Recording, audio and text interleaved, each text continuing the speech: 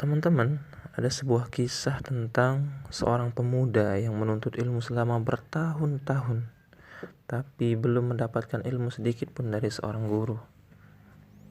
Ia selalu tertinggal jauh dari teman-teman sebayanya, bahkan sering lupa dengan pelajaran-pelajaran yang telah ia pelajari, hingga membuatnya pada suatu ketika dia patah semangat dan frustasi. Akibat frustasi, timbullah dalam pikirannya untuk berhenti belajar dan kembali ke kampung halamannya. Ia mulai bergumam, lebih baik saya membantu pekerjaan orang tua saya daripada saya belajar namun tidak bisa. Ia pun berangkat pulang. Di tengah perjalanan, tiba-tiba hujan turun dengan sangat lebat hingga memaksa dirinya mencari tempat berteduh. Pada saat itu, tak ada tempat berteduh kecuali sebuah goa di bawah kaki gunung. Setelah sekian jam berada dalam goa untuk berteduh, ia mendengar sekelebat suara dentuman yang tak kunjung berhenti. Setelah dicari, akhirnya ternyata suara itu adalah tetesan air. Betapa terkejutnya ia.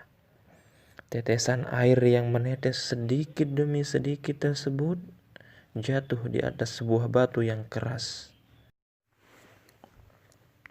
Di dalam hati, ia mulai terheran-heran dan bertanya-tanya, sungguh sebuah keajaiban. Bagaimana mungkin batu itu terlubangi hanya dengan tetesan-tetesan air yang terus mengenainya. Dari peristiwa itu, seketika ia tersadar bahwa betapapun kerasnya sesuatu, jika diasah terus-menerus, niscaya akan menjadi lunak. Kemudian di dalam hati ia menyimpulkan bahwa batu yang keras saja bisa terlubangi oleh tetesan air, apalagi kepala saya yang tidak menyerupai kerasnya batu. Jadi, kepala saya pasti bisa menyerap segala pelajaran jika dibarengi dengan ketekunan, kerajinan, dan kesabaran.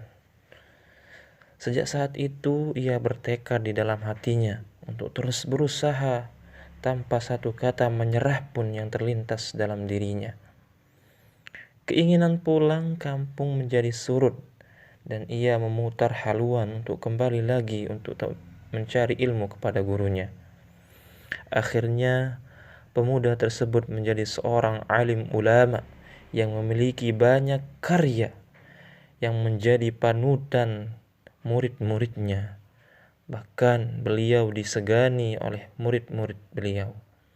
Dari peristiwa inilah ulama tersebut dikenal dengan julukan Ibnu Hajar.